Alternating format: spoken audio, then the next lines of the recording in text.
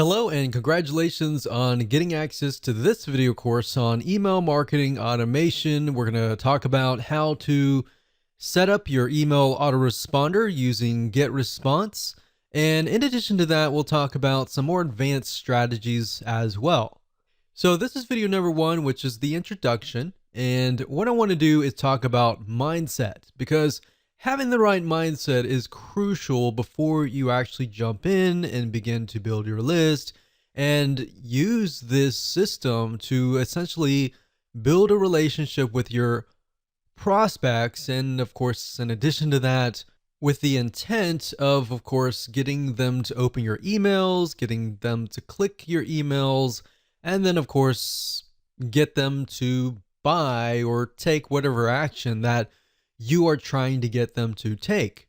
Now, as far as mindset goes, you want to think quality over quantity, meaning instead of trying to reach everybody, instead of trying to get 1,000 people onto your list, don't worry about the big list.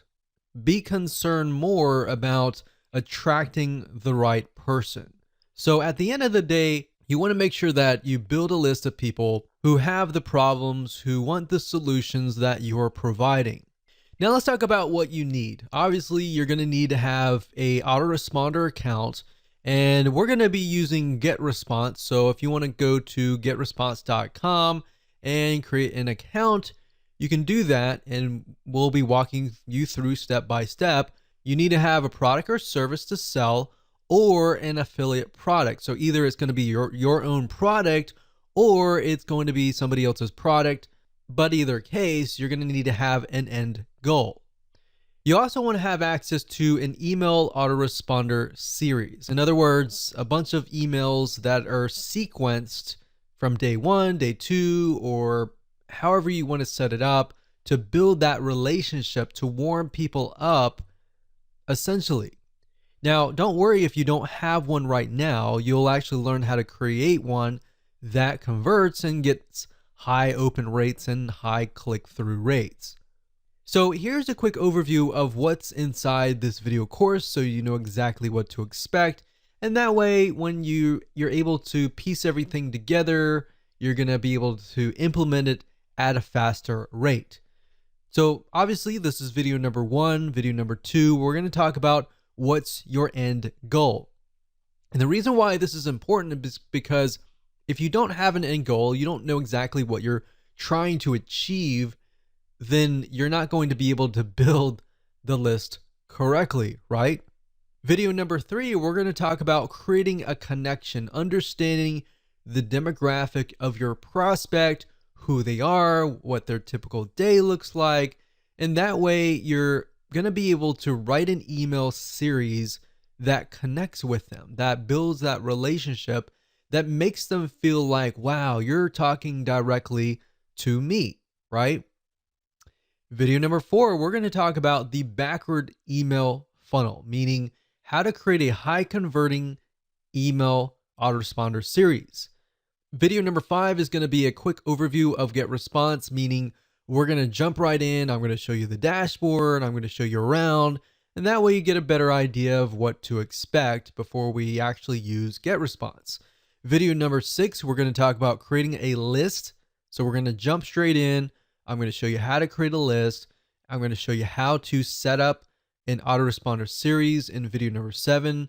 Video number eight, we're going to show you how to set up your emails inside of Getresponse. How do you set up day one, day two, or based on how you want to set up these series, how do you set those up so that, let's say you have a email autoresponder series of 12 emails. How do you set that up properly so that it is released based on the time that you choose? Video number nine, we'll talk about setting up web forms. And video number 10, we'll talk about list hygiene. Believe it or not, cleaning your list is very important.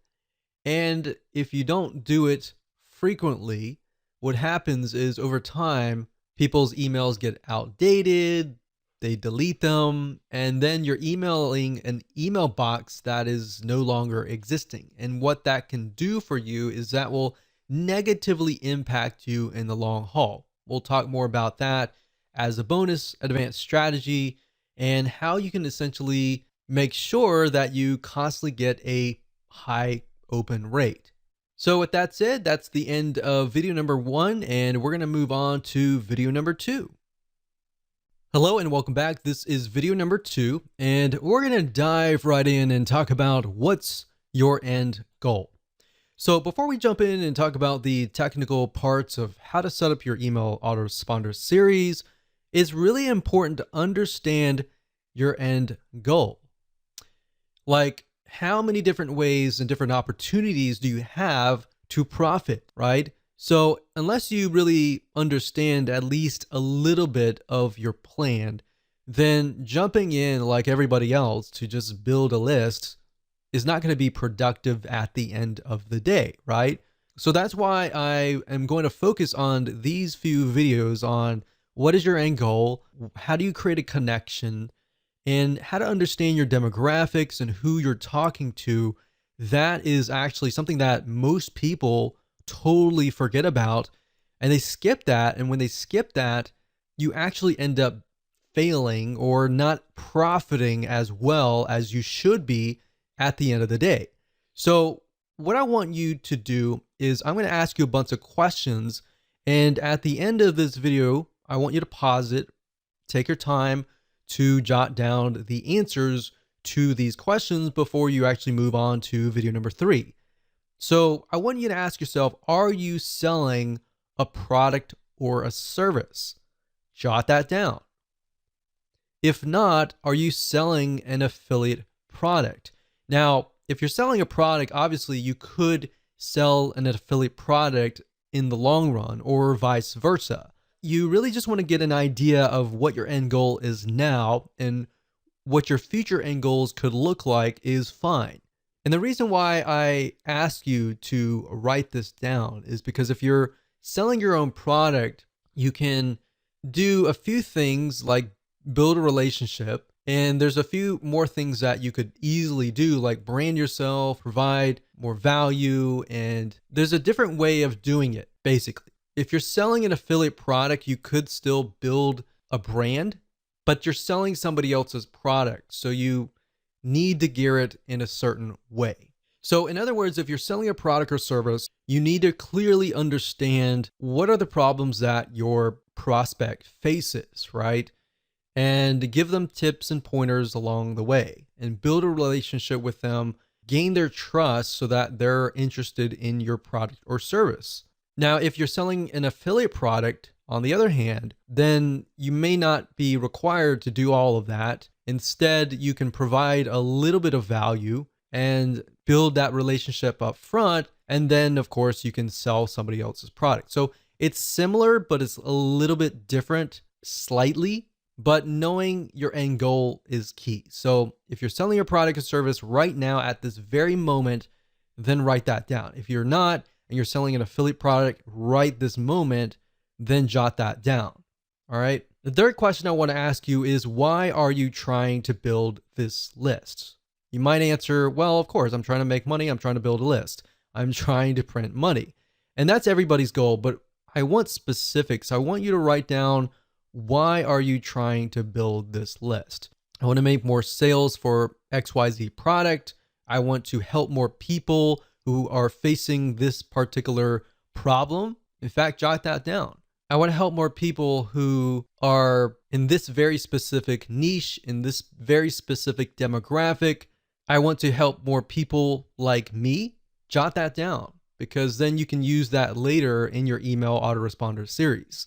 So beyond the intention of just making money, what is the real reason behind wanting to build a list? Or in other words, you could rephrase it as, what are you trying to achieve? So if you have somebody that you're passionate about helping, envision that person in front of you and think about, why are you trying to help them, right?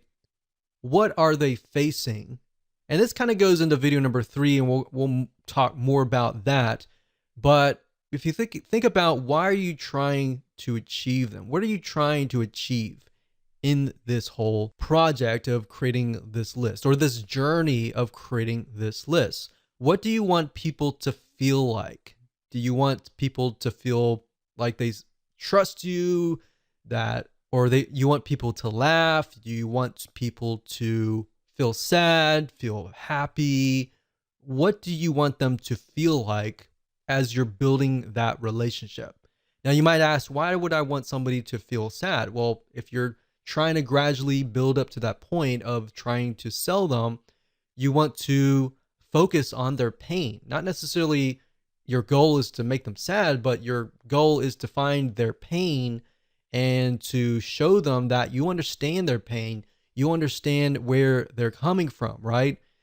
And from that point, how do you heal them? How do you help them? How do you solve their pain? All right. So that's what you want to do, and jot that down. So, what I'm trying to get at is there should be a very specific reason why you are building a list. Building a list just because you're told that it's a great way to print money is not the best reason. In fact, money should come last. Helping people should come first. If you can help 1,000 people and those thousands of people are truly helped, or you provide them with a solution, even if they were to pay you $10, every single one of them, that would be about $10,000. Now, that doesn't mean that 1,000 people will sign up on your list and all 1,000 people are going to buy from you. My point is, what is that passion? What is that drive that comes first before the money? Because if you focus on that and you focus on helping people solve their problems, believe it or not, you're actually going to build a more successful business compared to the other guy who is just focused on building a big list for the sake of money. Hopefully that makes sense. So these are all very important questions, and you should pause this video right now and write down the answers to them before you move on to the next video, which is video number 3. Okay, so welcome back. This is video number 3, and we're going to dive straight in, and we're going to talk about creating a connection. So you kind of got a sneak peek preview of a little bit about trying to create a connection in the previous video. But before we write out your email autoresponder and of course jump into the technical setup, you really need to understand people's problems, what they face, and what the solutions are. So what I'm going to do in this particular video is to help you figure that out and help you solidify what that really looks like. Because the reality is that before you can even do that, you need to do a bit of research, kind of demographic research, or in other words, what does somebody look like? What does your prospect look like? And understand what somebody's typical day looks like. Now, you might be wondering, why would I ever want to know that kind of detail?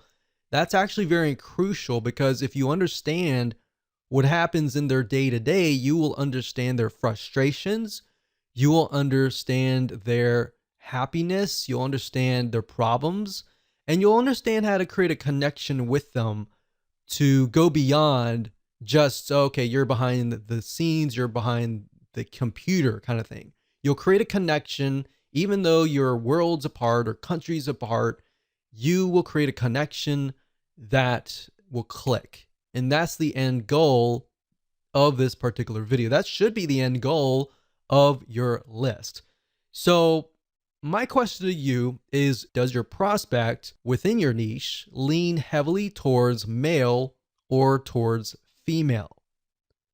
Or does it equally move towards both male and female? So in other words, in order for it to lean just towards female, is if, let's say, for example, that niche is 90% female, or even 95% female, or even 75%. But even 75%, you're kind of moving towards that 50% so that it's both male and female. But if it's heavily towards males or heavily towards females, 80% above or 90% or above, then you want to jot that down. The next question is, what is your product or service or affiliate program trying to solve?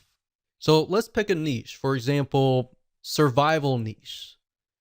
That niche tends to lean more towards males.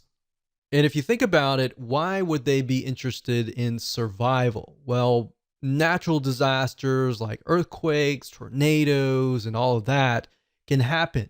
The best thing to do is be prepared. So, a lot of times, whoever the breadwinner is, male or female, but this just happens to lean towards males more heavily, they think about what could happen in those situations. Is my family prepared? Or am I prepared enough to help my family in these dire situations? So if you have a product in that case, then you could essentially build a lead magnet or an email autoresponder series that touches on those pains, those fears, the ones that keep them up at night, knowing whether or not their family is going to be safe in these natural disasters. It doesn't matter if you're selling a product or service or an affiliate program. The whole goal of every single one of these items is to build a relationship first. Then you can sell your product, then you can sell your service, and then of course, then you can sell your affiliate program. So oftentimes you'll find that the best converting email autoresponder series, they tend to build a relationship first rather than selling first. A lot of times if you sell first, you'll actually scare people off or piss people off, and they'll simply go to your competitor. So if you think about these things and what essentially keeps them up at night, jot that down right now. In fact, pause this video and jot that down so that you have a better understanding of what you could potentially talk about in your email autoresponder series. And while yes, it does seem a little bit basic, and while you may have heard this over and over again, and you might be thinking, yeah, whatever, let's get on with it. Really, trust me, this is actually very, very important. And this is something that we didn't really even think about long ago when we built lists, and we couldn't figure out why the lists weren't converting, is because if you start with the problem, the pain, and move on to the solution, you have a better gauge of where people are at and how you can get them to a certain point. But if you build a list to build a list without any sort of plan, without even understanding their problems and pains and all that, you don't really know where in what stage they are at. Does that make sense? So believe it or not, this is extremely important. You need to jot these solutions down so that people feel connected to you, or else, of course, they'll leave. So with that said, let's move on to video number 4. Hello and welcome to video number 4. We're going to talk about the backward email funnel. Now it's time to start mapping out your email series. So past this video, we'll actually begin to do the technical setup. So obviously, if you do not have an email series yet, then make sure to watch this video step by step, watch it twice, because we're going to show you how to create a high converting email funnel. Even if you have an email series that is already written up, I highly recommend that you watch this video, because we're going to talk about some more advanced strategies that will help you create an email series that will get higher open rates and higher click-through rates. So if somebody gets your email, they're going to be interested and they're going to click through. So to speed things up, you're going to learn how to set up a backward email funnel based on what you wrote in video number 3. So if you didn't jot things down, then make sure you go back and do that. But of course, if you're a visual learner and you want to watch through everything first, that's fine too. Now, the point of the backward email funnel is to start at the very last email, which typically starts with "buy my stuff" emails. And it'll make more sense when I show a mind map and the process of how to create the funnel. Now, the reason why we want to go backwards is because psychologically, when you move forwards, when you write the first welcome email, the second email, and all that, it's actually very hard for the brain to think that way. In fact, if you start at the very last end goal, which is "buy my stuff," you'll begin to think of the missing pieces and how you can fill out. Let's say you have email number 12. You'll figure out email 11, 10, 9, 8, 7, 6, 5, 4, 3, 2, 1. very, very easily. And it actually, psychologically, you'll be able to speed it up. You'll be able to create a higher converting email funnel. So, to kind of give you a brief idea, the emails before that should build a relationship, should hone in on the pain, because you got to assume that the people that are coming to this list are people that do not know you. But of course, if they know you, then that's even better. So, what you're trying to do is do the worst case scenario where people do not know you. Create an email autoresponder series based on that. If you do that, you'll actually get a higher conversion rate. Obviously, there's no guarantee, but statistically, from our own test, that's what we found. So, in other words, most of your prospects aren't going to know you. They just have an issue or a problem that they want solved. In fact, most of them don't really care about you. They just want a solution to their problems. Now, of course, over time, as you write to them, you give them solutions to their problems, not the complete solution, which is going to be the end goal, the product or service or affiliate product, but little snippets of gold, little snippets of tips here and there. Over time, they will build a relationship with you. To make more sense, what I'm going to do now is break things down via a mind mapping software. So let's go ahead and do that right now. Okay, so now we are at Lucidchart, which is a flowchart system. Now, you don't need to use them. You can use anything that you would like to use. You can even use a piece of paper. The point being is that a lot of people, they tend to start with the welcome email, or they immediately go into buy my stuff. And if you think about it from your own standpoint, if you're interested, but you're not really interested in any specific product, but you are interested in maybe solving your problem. I mean, who likes to go to car dealerships and have somebody hound over you to say buy, buy, buy, buy, right? Most of us, unless we've done our own research before and we're there to buy, we're not ready, right? So that's why I say start at the very end. Start where you want to get people to buy your stuff and then move backwards. So if this is your, let's say, 6th email or even 12th email, doesn't matter. You just want to start at the very end. And then what we want to do is we want to move backwards. So we're going to move from here all the way back over here. So buy my stuff email back over here. Now you might be thinking, well, what exactly does that look like? So let's take, for example, the example that we talked about earlier about the survival product. So let's say, for example, that we are selling survival kits, maybe meal kits. So what is related to meal kits? So if you think about it, when you have an earthquake or you have a tornado and all the power grid has essentially been disabled and you don't have access to a microwave or anything like that, then how do you survive? So what kind of content could you essentially provide? So if we open up our little nifty notepad here, we could just start brainstorming survival meal kits. Maybe the top 10 ways to create your own survival meals. Now, maybe you want to talk about how to do it, and the whole process is very time consuming, right? So this might appeal to people who have a lot of time on their hands, but for the most part, most of your audience, they're not going to have a lot of time to actually do this. And that's why they're going to buy your survival meal kits, right? So maybe you can talk about top 10 ways to create your own like top number 10s and start with the number 10 and then go to like 9, 8, 7, 6, 5, 4, 3, 2, 1 kind of thing. So maybe at the last one, you mention that and you say, well, this process is very time consuming.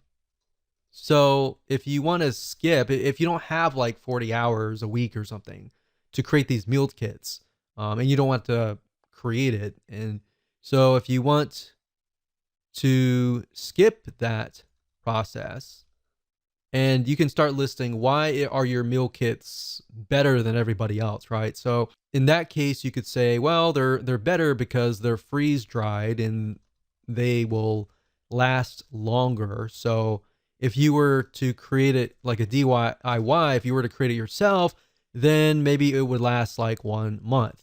But if you come with us, then ours will last like 12 months. So if you're out in the wilderness and you got 12 months, then these foods will last you about 12 months. I would start hitting on pain points, fears, power grid out. So not having power for more than a week. And that's happened. We've seen that in a lot of natural disasters where there's no power and there's literally no food in the grocery stores.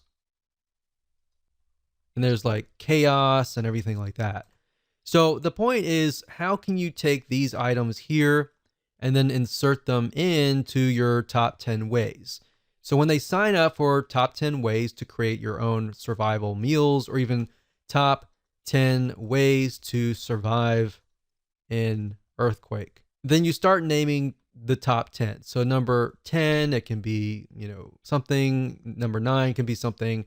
And number 1, or you could do like top 5 ways, and then email them 5 emails.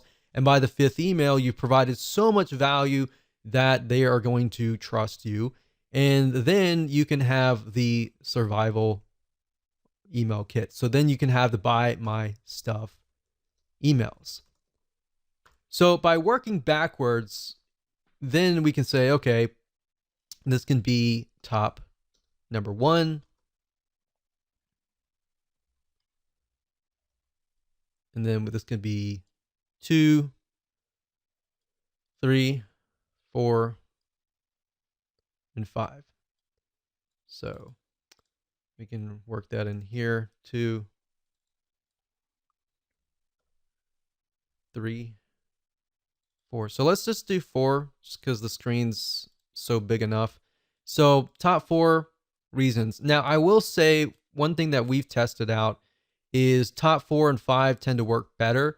Anything beyond that tends to be a little bit more overwhelming unless you can fit that into other emails.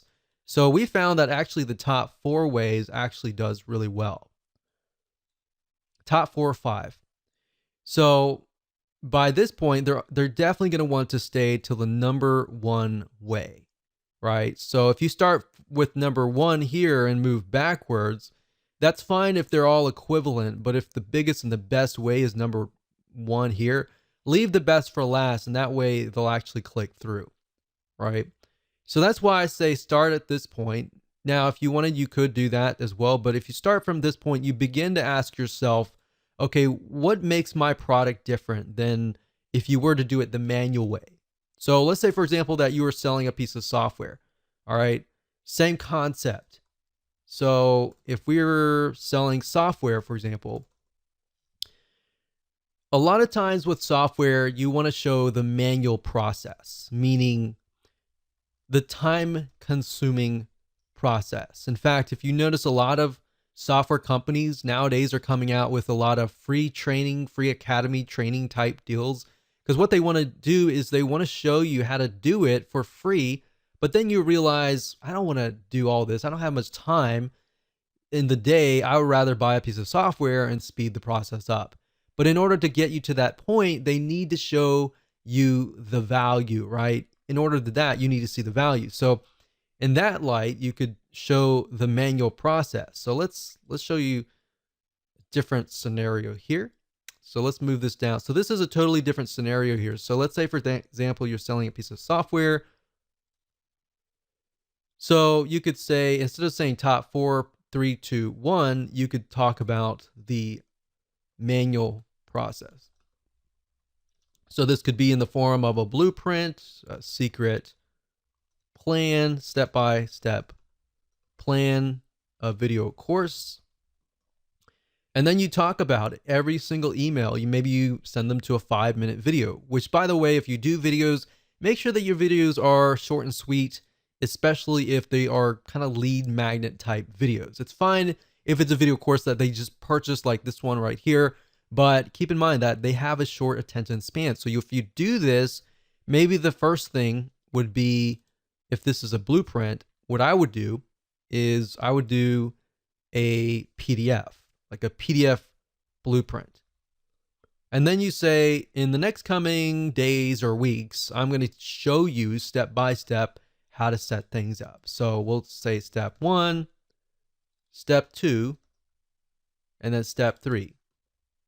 So what you're doing here is you're showing that they need all of these emails in order to create a complete system. If you give everything up front at the first email, they're not going to have a reason to stay, right? So you want to make sure that you have it so that this is a complete system. So if they unsubscribe here, it's going to feel incomplete. Now, if you think closely about a movie, for example, a lot of times our brains don't like incomplete. So if you were to watch a movie and you saw even half of it, in your brain, usually you will think, I want to see the whole thing, right? If I only saw half, I want to see the whole thing. That's why our brains do not like complete. So that's what I'm showing you here. Now, in practical sense, what does that look like? Now, if you start out, welcome to, let's say, survival meal kits. So the first email will be a welcome email. Now, you want to make sure that you connect the emails. So at the end of the first email, and you talk about the top 4 reason or whatever that looks like, then you want to connect that somehow to the top number 3 in that first email. So you want to say something like, P.S. I'm going to send you an email tomorrow or the day after tomorrow or whatever on not top number 3. The second email is going to be, all right, so we talked about this in the first email. Let's talk about top point number 3. And then, of course, in the PS, you're going to say, I'm going to send you an email in 2 days for top point number 4. So actually that's 4, 3, 3, 2, not 4. So that's 2.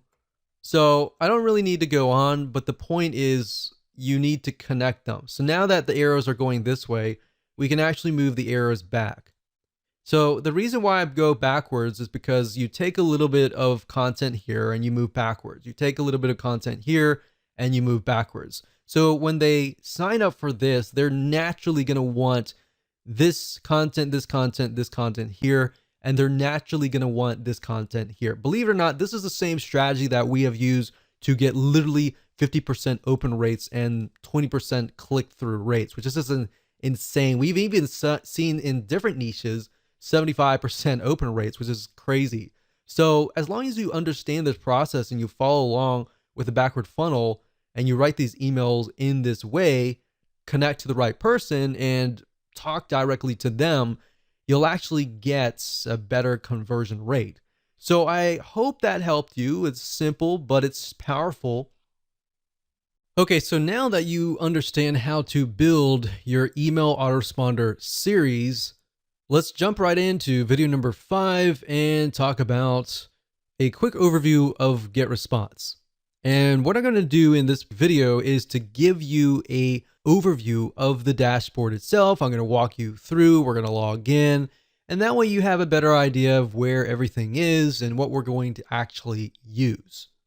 Okay, so what you need to do is go ahead and go to getresponse.com, as you can see here, and you're going to see some basic plans, and I recommend that you get the very basic monthly plan. Don't do annual yet until you get a better idea of if you like Getresponse or not. Now, it runs very similar to other autoresponder systems. Some are beneficial in certain areas, but at the end of the day, we're just trying to build a basic list. So up at the top, you're going to see contacts. Now, obviously, if they change the user interface, it will be slightly different. Now, the basic plan is just going to give you access to the contacts, which is building your list and doing broadcasting and creating autoresponder series. Now, what is broadcasting? Broadcasting means that if you have a list of, say, 100 people, you can email them all at once.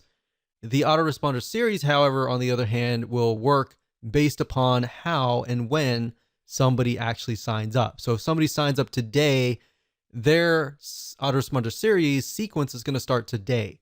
If somebody signs up 2 months later, their sequence is going to start 2 months later. Now, automation, you might have access to landing pages, basically allow you to create landing pages, opt-in pages to help you build your list. Now, if you're using something like Lead Pages or any other external third-party system to build landing pages, then you can connect to Getresponse through API. Now, I'm not going to show you how to do that in this particular video course because that's not the whole goal of this video course. So you might have access to that. Now, if you have the basic plan, you're most likely not going to get access to the webinars and other elements, as you can see here. So mainly, you really just need to focus on contacts and email marketing. So let me go ahead and open these up so you can kind of get a feel for what these are. So this one right here is the contacts. So when you click that, you're going to see lists, which are the different lists that you can create for your individual products. You could create a customer list for one product and then maybe a prospect list for that product as well. And like I said, the more specific the list is, the better it's going to actually convert in the long haul. So you have lists, you can do a search, you have statistics on seeing what's actually happening within your list. You have list hygiene, which allows you to clean your list, and blacklist basically means you can blacklist them from ever signing up in one of your web forms ever again. And you have other items here, but we really don't need a lot of these. Really, you just need to focus on lists, which allows you to create a list. You can add contacts if you have, an external spreadsheet of email addresses. Then we go to email, and under email marketing, you have newsletters, and then you have autoresponders.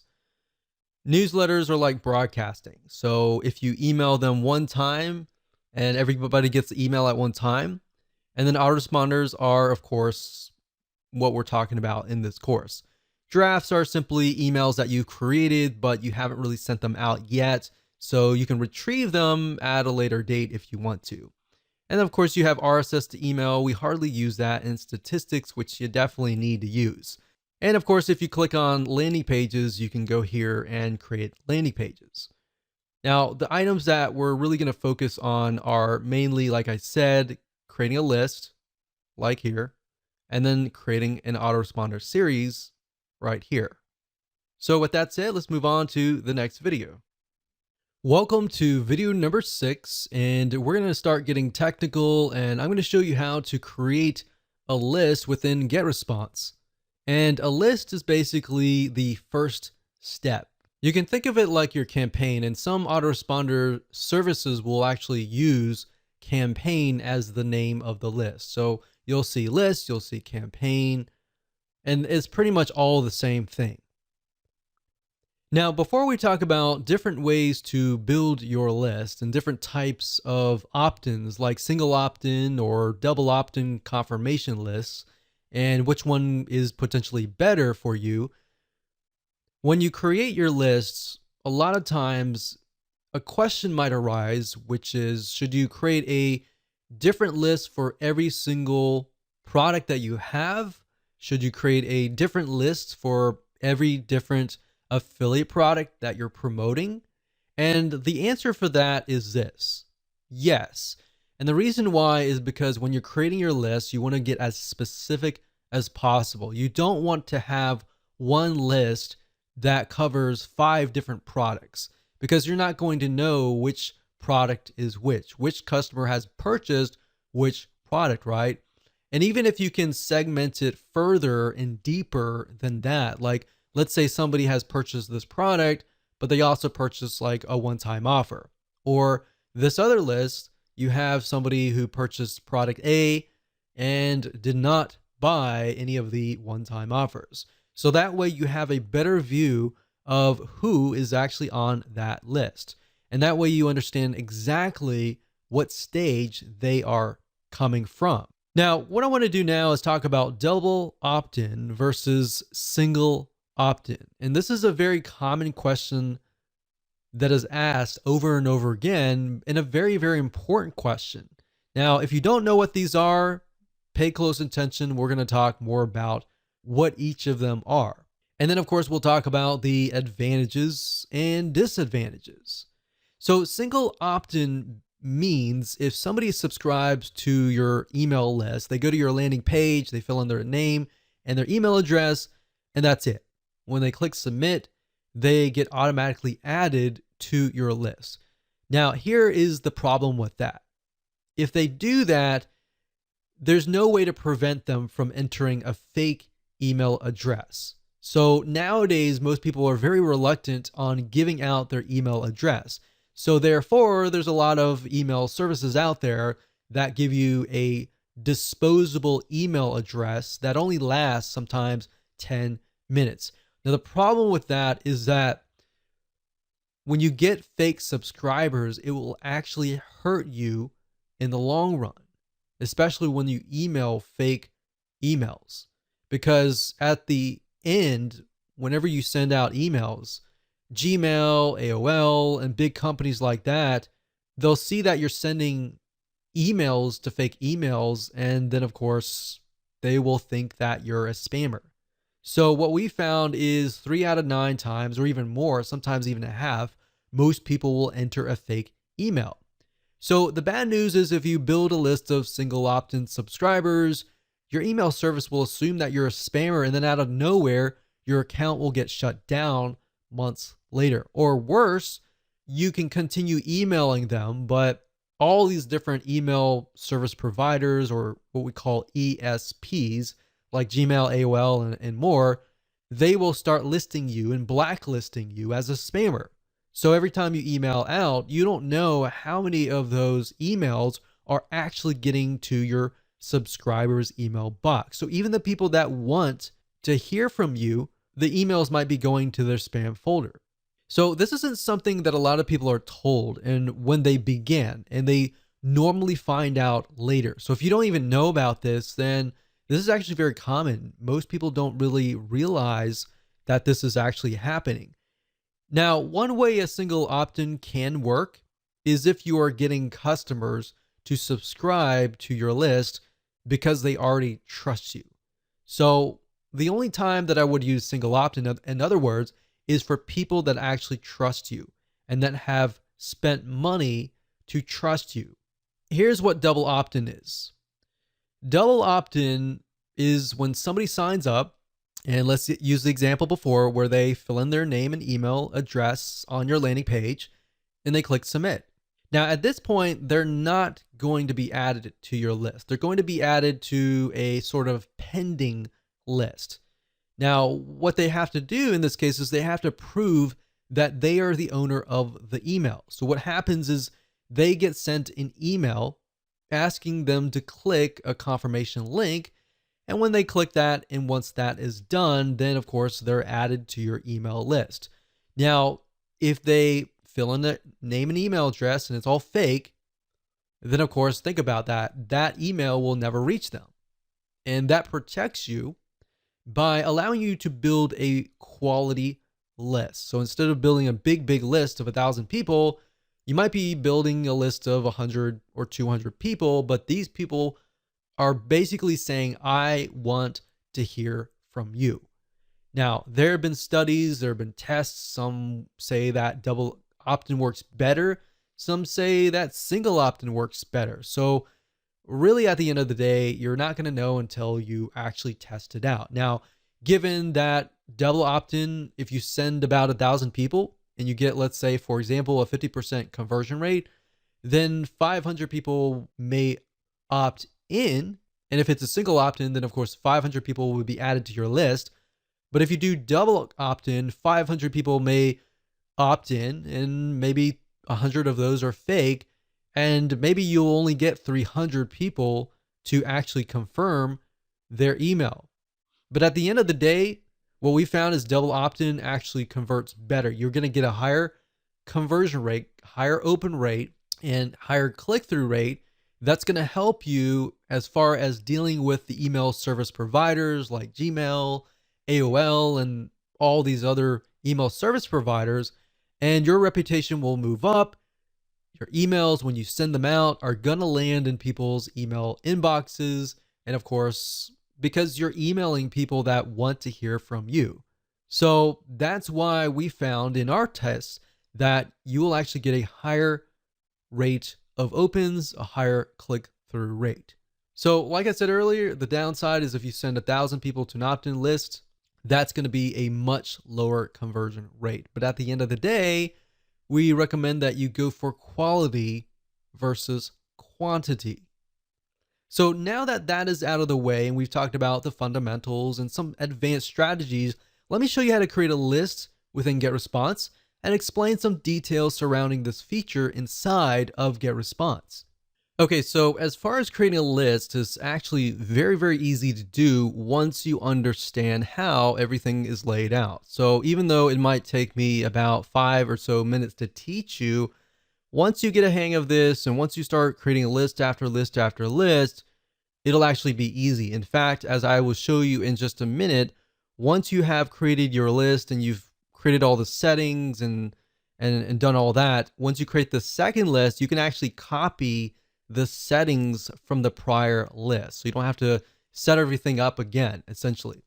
So what you need to do is go under context, click on lists, click create list, and then of course, name your list. So we're going to do a new test list 1. And of course, you can click copy existing list settings. So if you've already created a list before, you can select that. You can select the list that you want. So you could select whatever list that relates to that particular product and then set that and click create. So we're not going to copy any settings here. We're just going to do it from scratch. We're going to click create and there we go. So this right here is the new list. So now if you put your mouse over here, you're going to be able to see other elements like add contacts, make defaults, settings, show contacts, show newsletters, and show autoresponders and delete.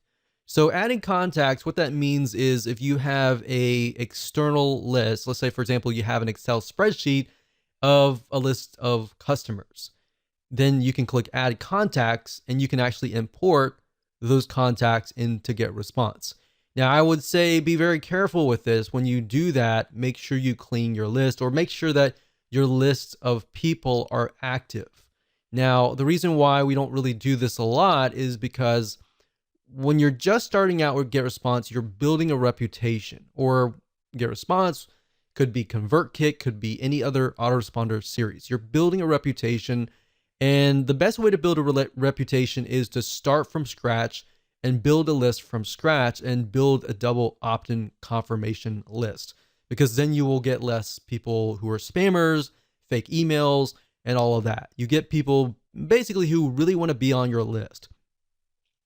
Now, make default, all that means is that when you email out, it's going to come from this list. So we don't really want that. Now, click on settings here. And settings allows you to see the name, of course. Now, keep in mind that when you use something like lead pages or any other landing page creator and you connect to the Getresponse API, what's going to happen is you're going to see the list name. So when you connect to Getresponse and you refresh the details and you connect lead pages, for example, to Getresponse, you're going to see the list name. So you want to make sure that you choose a name that is something that you will remember and that is clear to you. So you want to try to create a naming convention essentially, because you're not going to see the list title or description or any of that. So what you could do in Getresponse, however, is create a list title and description so that if you ever forget what the list name is, then you can always refer back here and figure that out. Now, the next thing is you can choose the category, as you can see here, and of course the language. Now, right below that is going to show the postal address, which is very important. And this address is going to show on all of your emails. So anytime you send out a newsletter broadcast, which is to everybody, or an autoresponder series, they're going to see your mailing address at the very bottom. So if you want to, for example, rent a UPS mailbox or a post box and put that there instead of putting your own private mailing address, that would be highly recommended for you to do. Now, of course, this just allows you to customize the list. You can add your logo and all of that. Now, if we click on subscription up at the top here, you can see that this option will allow you to receive subscription notifications. So basically, every time somebody signs up on your list, you will receive a notification. Now, this is nice to have in the beginning when you're starting out. So it's kind of like a little motivator. But as time goes on and you start building lists of thousands and thousands of people, you most likely want to select this off. Now, what this here, it says require extra confirmations, double opt-in. What that means is the double opt-in list. Now, if you select this here, what that will do is whenever you create a web form and somebody signs up on that web form, they will be required to obviously confirm that they are real. So we highly recommend that you do that. Now, API subscriptions, what that means is that if you're using a third-party system like Lead Pages and you're connecting through API and somebody signs up through there, unless you select this, it won't be double opt-in. If you deselect this, then it'll be single opt-in. So that's the main differences between these two. Now it says preview pages your contacts will see. So this is very standard. Once you understand this, this will be standard throughout other systems. But the confirmation page is a page your contacts see after they confirm sign up. All right. So if somebody were to sign up via the web form and they click the confirmation link, they'll be sent directly to this page. And then, of course, the unsubscribe page is the page whenever they click the unsubscribe link. So unsubscribe success page basically means the page your contacts see after they unsubscribe. And of course, newsletter directory, your newsletter archive page. We don't really use that unless you want to show people all of your archives. And of course, you can tell the system where you want to host your confirmation page, either getresponse.com or a custom URL. So if you don't want to use getresponse.com's standard page and you want to use your own page on your own domain, you can select this and send them directly over to there. And of course, you got the confirmation message, and you can say, I want this message to be in HTML format or plain text. Now, if you're asking which one is better, it really depends. You're going to definitely want to use HTML. Plain text is just plain text. There's no graphics, there's no nothing. It's just plain. So at the end of the day, it really depends on your list. And of course, you can change the confirmation message, which is the message that they'll receive saying, okay, we received a notification that you signed up on this list. Are you serious about this? Or was that actually you? So you can change the subject line to something that's related to what they signed up for. And then the from address is, of course, your email from. And if they want to reply to, you can send them to the same address or a different address. And of course, when you're done, you can click Save Confirmation Message. Now, if we go back over to here and go under the new test list 1 and put my mouse over here. So we went to settings and show contacts. All that does is just shows your contacts. So obviously, if you just created a new list, you're not going to have any contacts. If you do have some contacts, you'll be able to see that information there. Show newsletters basically allows you to do broadcasts. So if you click this, you can do that. And of course, show autoresponders will allow you to create an autoresponder, which we'll dive in further in the next video. Hello and welcome back. This is video number 7, and we're going to dive right in and talk about setting up your autoresponder series. So once you create a list, you need to set up an autoresponder within Getresponse. Now, understanding how an autoresponder works is actually more important than understanding the technical parts. The technical is actually very easy. Understanding how an autoresponder works is crucial, because then it doesn't matter if you're using Getresponse or any other service. This can actually cross different platforms. as long as you understand the concepts.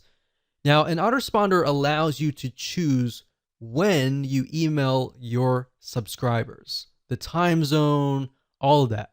Now, a very common question that we have seen is when should you email your subscribers? Or even how many times should you email your list? And while I can't give you an exact answer, I can say that it really depends on your audience. If you've done the proper demographic research and you understand somebody's typical day and all of that, then understanding when is the best time to email them is actually quite easy. Now, the beauty of Getresponse is that you can set it up to email them following the same time that they signed up, meaning you can catch them at the best time that they signed up. So let's say, for example, that one of your subscribers signed up on Wednesday at 3 p.m. What Getresponse will do is it'll actually detect that, and you could set that within your email autoresponder system and say, okay, email them every day at 3 p.m. or every week on Wednesday, 3 p.m. Now, you don't have to do that. You can actually set it up differently. You can set it up so that they receive an email every day, every other day, or once a day, and then you skip 2 days, and then you go 3 days. Or you could even set it up so that you only email them during Monday through Friday and you skip Sunday and Saturday. Now, the only time that you would want to do that is, let's say, for example, that you're a local business or you know that your audience is not going to be available during Saturday and Sunday. So that's why it's crucial to understand when your prospect is actually near the email, they're near their desktop, they're awake, they're not working, and all of that. And like I said, you can email them based on time zone, which is great if you are reaching people globally. That said, what we have found though across the board in different niches is that we found that 10 a.m. or even 10:30 a.m. is to be the best time to email.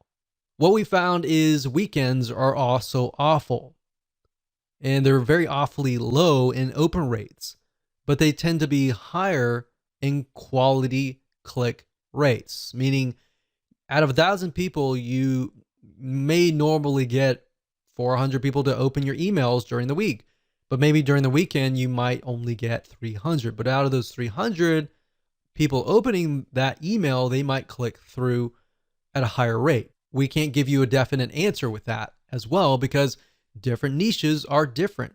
Another thing we found is that Mondays tend to be low, and that typically is because people are coming off the weekend, they're tired, and they a lot of times don't really want to check their email. They have to check their email, but they may not really want to check their email, or they're catching up on things and they're really, really busy.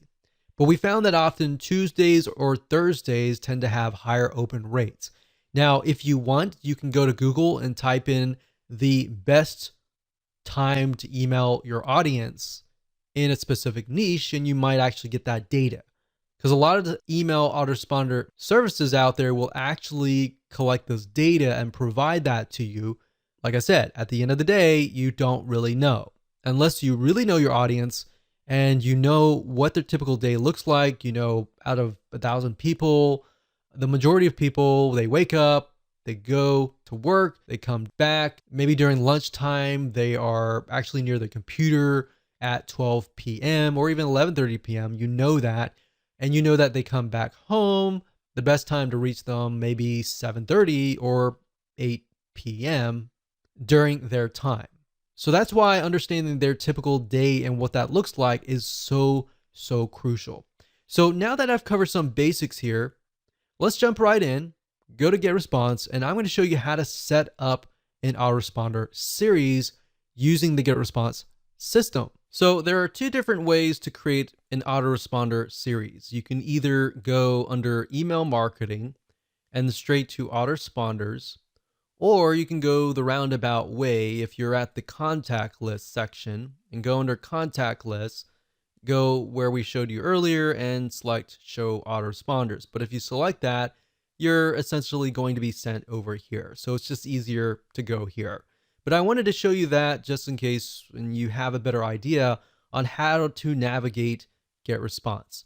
So now that we're here, we can click create new, and we're going to create a new autoresponder. So this was the new tests list 1.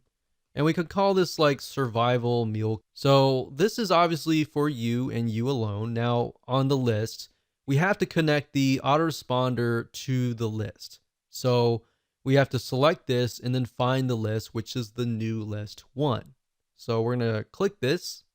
And as you can see here, I went ahead and selected that. So you need to connect that too, otherwise it's not going to work. Now right here, this tells you when do you want the first message to be received. So after they confirm that they are indeed real and genuine, then the next thing is when do you want them to receive the email? Now, it's my recommendation that you immediately send them an email. So I would put day 0. And while that doesn't really make sense because it should be day 1, that's how most autoresponders are set up. So day 0 really means 1, immediately. Day 1 usually means the next day, 24 hours after that. So that's that. You can send the message immediately with delay of. So if you select that, you could say, well, I want them to receive it maybe a couple hours later. So the way and the reason why you would need to do that is, let's say, for example, that you're a consultant and you get people signing up on your forms and you say to them like, okay, if once you sign up, we'll look through your details, and if you're legit, we'll start sending you emails, kind of deal. Or if it's a local business, you could specify that I only want to email on Monday, Tuesday, Wednesday, Thursday, Friday. We'll negate Saturday and Sunday. You could do that as well. So you could send immediately on these days and skip out on Saturday and Sunday. Now, if you're selling info products or software or anything that relies on emailing 24/7 and you don't really want to remove a certain day, you want to make sure that all the checkboxes are chosen. So now what we need to do is we can create the first email. So I'm actually going to dive further into this into the next video, but all you have to do is click create new email, and I'll create the first email here, and then we'll show you how to create the other emails in the future videos. But the message name is the name that will appear in the list of your messages. It's not going to be seen from your subscriber's point of view, but it's just there so that you know what that email is. So if we say survival kits email 1, and that's just for us, the subject of course will be different. That's something that your subscribers will see. So you definitely don't want to put the message name. So we could say something like welcome to survival, and then when you're done, you click on next. Now I don't want to cover too much because we're going to actually show you that in the next video. Hello and welcome to video number 8. And in this video, we're going to talk about setting up your emails. So now that you understand how autoresponder systems work and how to set them up, it's time to set up your emails so that we can fill in the autoresponder series and then connect them to your email list. And we'll make sure that you understand everything from start to finish. So let's jump right in. Okay, so I'm starting off where I left off in the previous video. Of course, message name, like I said earlier, is the name for you and you alone. Your subscribers are not going to see this. And of course, subject line is going to be the title or whatever shows up in the person's email box before they click. So you definitely want to make sure that they know that this is coming from you. So if they signed up for, let's say, survival meal kits, then you need to do that. Or if they signed up for the top 5 ways to make meal kits, so you could say, here's your top 5 survival. So you want to make it short and sweet, but to the point. And if you can think of less words to fit what you're trying to do, that's actually even better. So once you're done, you can actually personalize this as well. So we can say first name, Here's your top 5 survival guide. And you can add symbols as well. One thing that we've tested and we found that works really well is emojis or symbols, like so. A lot of emails, you'll notice they don't have a lot of emojis or symbols. So if you can add them, that will actually get people's attention. Now, you don't want to do it too much and overdo it, but that's there if you need it. And then we'll click on next step. Now, it's at this point you can decide what you want to do next. You can either choose pre-designed templates and make it pretty, or you can simply go straight to plain text, which basically means there is not really going to be any graphics or anything. It's just going to be plain with links, or you could do HTML editor. So it's really up to you. If you're just starting out, I would highly recommend that you choose one of these templates because they look really nice.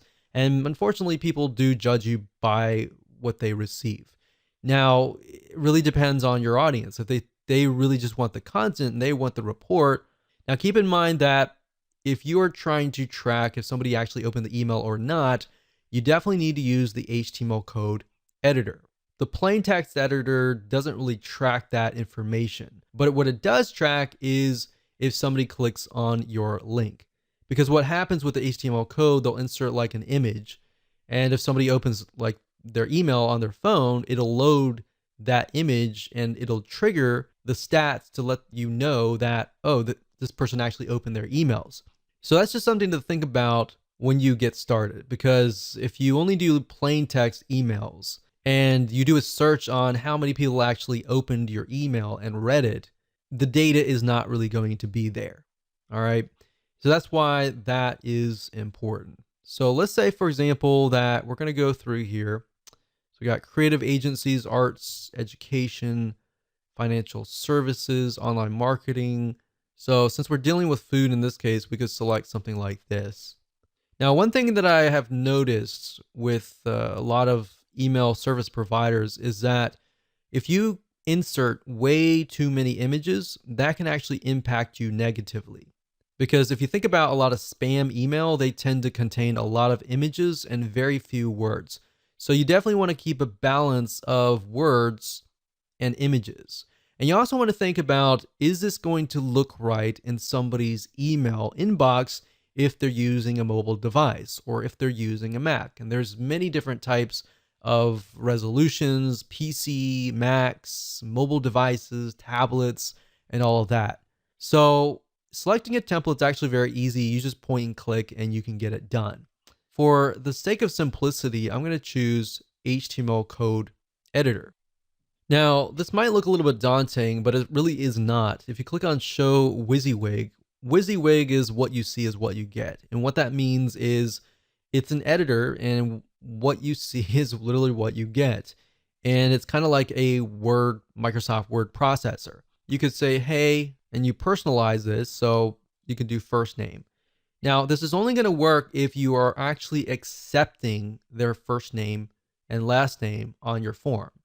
If you're only accepting their email address and you put this here, it'll actually say, hey, friend, or even hey, NA.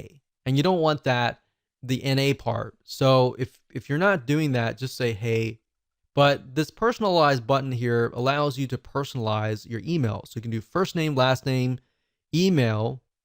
You can do country. You can do all sorts of different variables, phone number, and all that. And like I said, they're only going to work if you've collected that data, because if you haven't, it's not going to work. So a typical welcome email will say, hey, so-and-so, thank you for signing up. Here is the free report or software or ebook or checklist. Now, if you're following what we talked about earlier with just the emails, you can say, thank you for signing up. Here's the top number 1 or top number 4 way to create your own survival meal kit. So you can enter that information down below here, or you can include a link. So if you were to include a link, let's just use Google, for example. So http://www.google.com. So you could do that like that, and you can link it, or you can say, click here. You can highlight that, and then of course you see this little chain. The chain is a link. So if you think about chain link, that's where it came from. So we can copy that here. You can say open this in a new window. So if somebody clicks it, then it's going to open in a brand new window. If you don't have these elements, then what's going to happen is when they click the email, they are going to be forwarded directly to wherever you're sending them. So you could say, here's the top number way, click here, your name, and then you can say PS. By the way, tomorrow I'm going to send you the number 3 way to do blah, blah, blah. So like I'm saying, you don't really need to, obviously, survival meal kit, but you can use it for any niche. But as long as you connect it and tell them in advance, like, hey, there is something coming, then they're going to be excited about it and they're going to look for your email. A lot of times the reason why emails don't get opened up is because people are not looking for your email. They're just shocked and surprised. But if they're aware that it's coming, then they're more likely to be ready to open the emails. And that's why you get higher open rates because of that. Now, one thing I will say is what's nice about Getresponse is down here, when you're done, under test message, you can click inbox preview. And what that will do is it'll show you what it looks like in people's inboxes. So if it doesn't look right, you can always change it around. Now, the spam score allows you to see what your score might be. And in other words, how will your emails get to the inbox, or will it go through to the spam folder? Now, the nice thing about Getresponse is it tells you what you need to do. Now, this isn't really something that you can touch, but these here, HTML right here, there's no HTML tag. So because there's no HTML tag, I got a negative 0.6. So how do we bring that lower? Well, I'm going to show you. If you click on hide WYSIWYG, you're going to see HTML code. Now, don't make this scare you in any way. I'm going to show you how. So if we zoom in here, if we type in bracket, open bracket, close bracket, HTML, open bracket, close bracket, body, all right, and then we go to the very end, go to the very end here. So it's going to look like this. It's going to close, but instead of HTML and then body, it's going to be body and then HTML. So we type body, open bracket, close bracket, HTML. And then the thing that you need to do with the ending tag is a slash. The slash is saying, hey, this is ending, and there. So we've got HTML body, body HTML.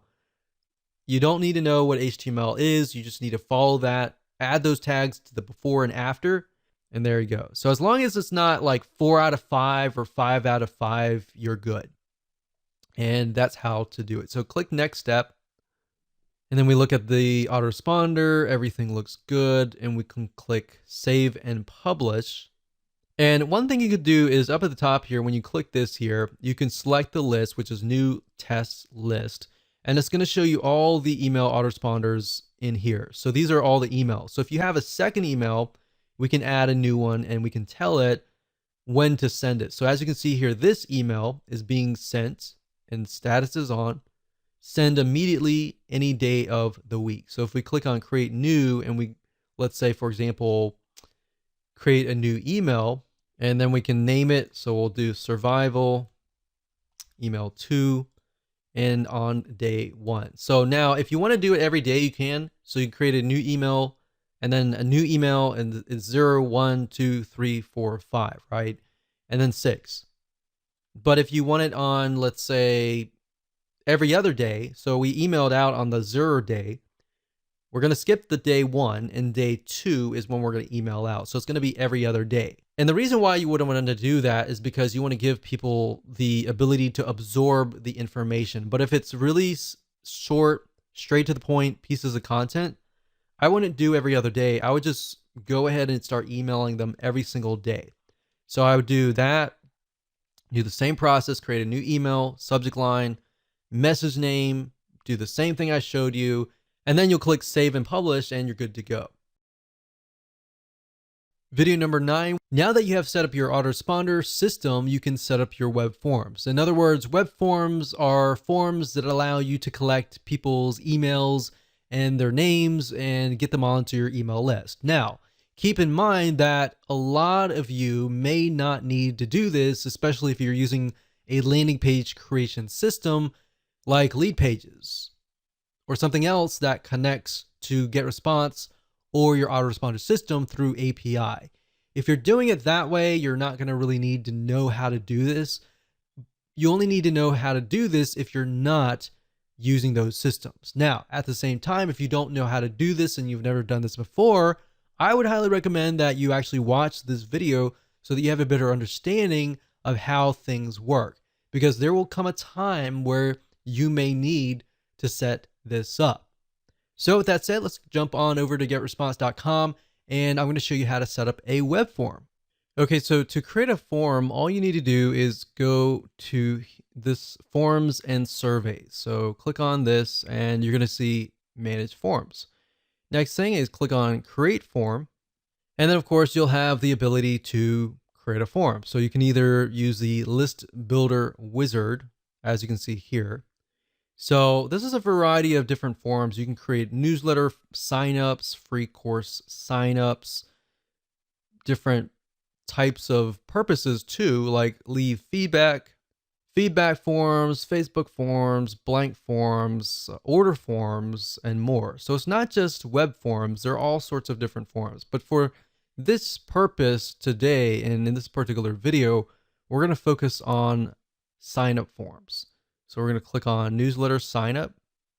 And even though this information has like nonprofit organization, it doesn't necessarily mean that you have to use that logo. As long as you see something that you like, you can pick it and you can change the graphics, you can change the background, and of course you can change the text. So if we scroll down and we find something that maybe fits our design of our website and our landing page, let's do something like this. Use this template. So now at this point, if you select the items, you can actually change them. So this is a different logo, so we could change it to our own logo, click image, and of course go through the process of finding either a logo or clicking my images and finding your logo.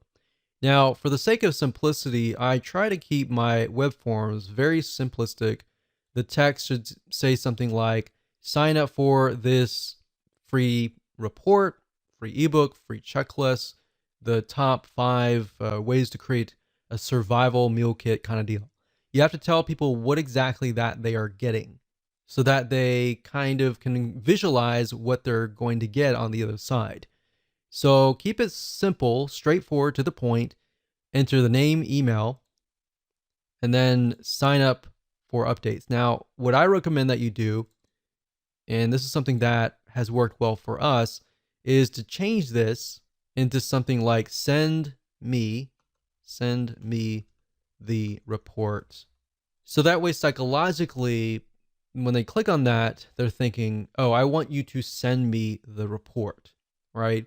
If you just have a submit button and that's it, in reality, your conversions are not going to be as high because it doesn't really tell people what they get.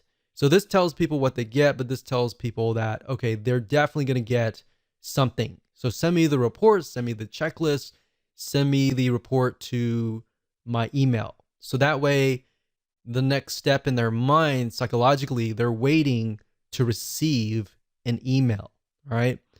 Now, you can test this out. If you only want to collect emails only, you could remove the name here. But if you do that, just keep in mind that when you customize your emails and you personalize them, you can't say, hey, first name, because you don't have their name. So going through here, these are just elements that you can add. And of course, you have the layout and the style. You can change the design, the color, and all of that. When you're done, you click on Save and Publish. And there we go. So we're almost done. And now there are several different options that you have. You can say, I will install the form myself, and it'll give you a script code. So this is JavaScript. You can click copy. And then of course you can add that to your landing page, you can add that to your blog. Now, like I said, if you're using lead pages, then you're never really going to have to even go through this process. This process really is only for if you are posting this directly to your blog or anywhere else. You can also say Getresponse will host my form. So what this will give you is a direct link to a URL. So if we go here, when somebody goes straight to that link, they are then, of course, sent to the opt-in here. I would not recommend that you do this unless it was like a customer or somebody that really trusts you. In fact, I would highly recommend that you use an external landing page creator or you use the built-in one in Getresponse. And if you do that, you don't even need any of this information. And that's how to create a web form. Hello and welcome to video number 10, and just want to say congratulations, you have reached the end of this video course. This is a bonus advanced strategy that I'm going to teach you that a lot of times you are not taught, and most people don't even realize that this is happening. So kind of going back to what we talked about in single opt-in versus double opt-in. If you create a double opt-in list, you still need to do a little bit of cleaning, but not as much is compared to that of a single opt-in list where you could be getting a bunch of fake emails. So in other words, cleaning your lists consistently and maintaining that every single month. Because like I said, email ISPs like Gmail, AOL, Yahoo, they do care if you have people on your list that are actually active or not.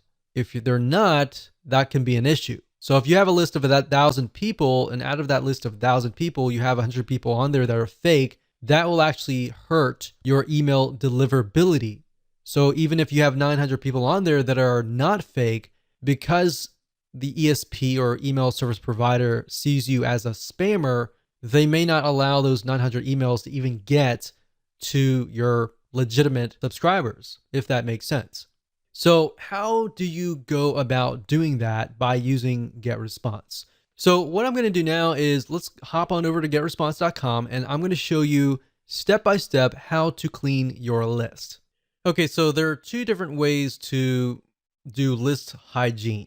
And one of the ways is by simply going to getresponse.com, logging into your account, going under contacts, and then of course you will see list hygiene. If you go here, you'll see delete contacts or blacklist. If you click on blacklist, this will allow you to enter email addresses of people that you want to blacklist across your whole account.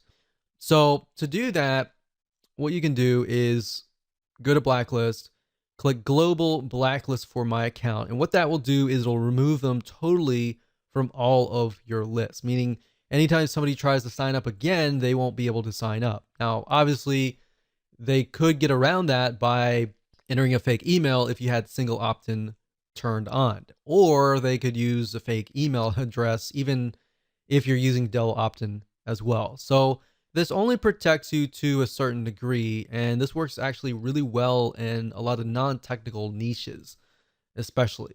But if you are in a more technical niche like marketing or business or computers or programming, then this here can help you to a degree, but only to a certain degree. And of course, blacklist for specific lists, which allows you to blacklist people for specific lists. But at the end of the day, we recommend doing the global blacklist compared to the specific lists. Now, another way of doing list hygiene and finding people that are maybe not active is by going to click search.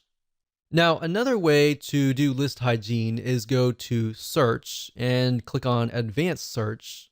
And what we're trying to do here is find people that maybe who have never opened an email before or have never clicked a link before.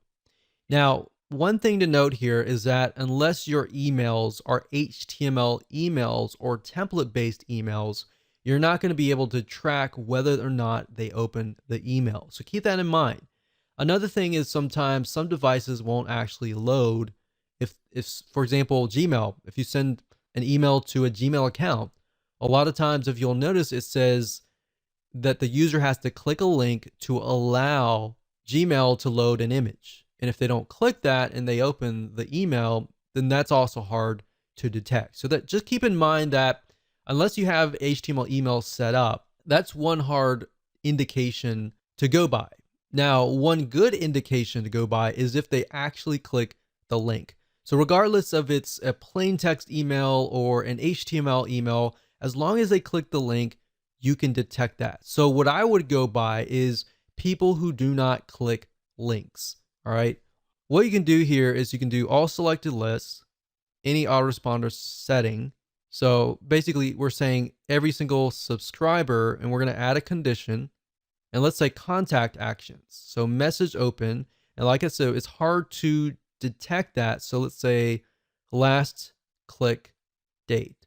So if last click date is before a certain date, and we click apply, and we notice that we have about 100 people who have not clicked any links within the last, let's say, 6 months, then you probably want to delete them, because that means they're most likely inactive, and you're paying for inactive people.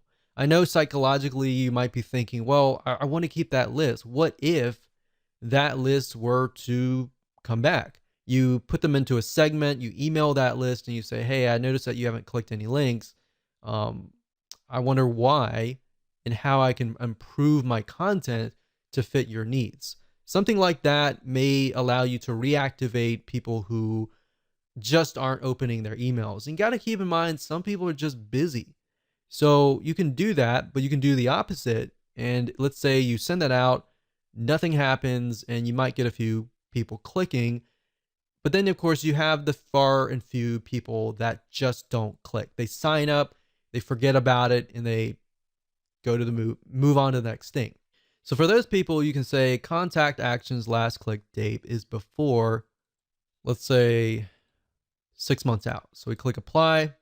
And then now what we do is we see there's a certain amount of contacts down here that will be able to see how many people are not clicking the links. So now what we can do is we can save this. We can click this here, this email address, and we can save it as a segment, and then we can email that segment. There are many different ways of doing this, but you really need to get creative and just think about, okay, what signifies somebody who is not active? And if they're not active, I shouldn't be paying for them on my list. And number two, believe it or not, they will actually harm your list. So if you have a list of 1,000 people and only 10% are actually clicking through, or worse, only 1% are clicking through, then because it's a bigger list, you have a smaller amount of percentage. And as you're emailing out, the email service provider will analyze how many people are actually clicking your links. Now, let's say you have 900 people out of that list that are just inactive. So you delete all those 900 people, and then you are left with 100 people. But let's say those 50 out of the 100 people were clicking anyways. Now you've narrowed it down from a very small percentage down to 50% open rate and 50% click-through rate. So maybe a higher open rate, a larger 50% click-through rate. And that is why you need to clean your list.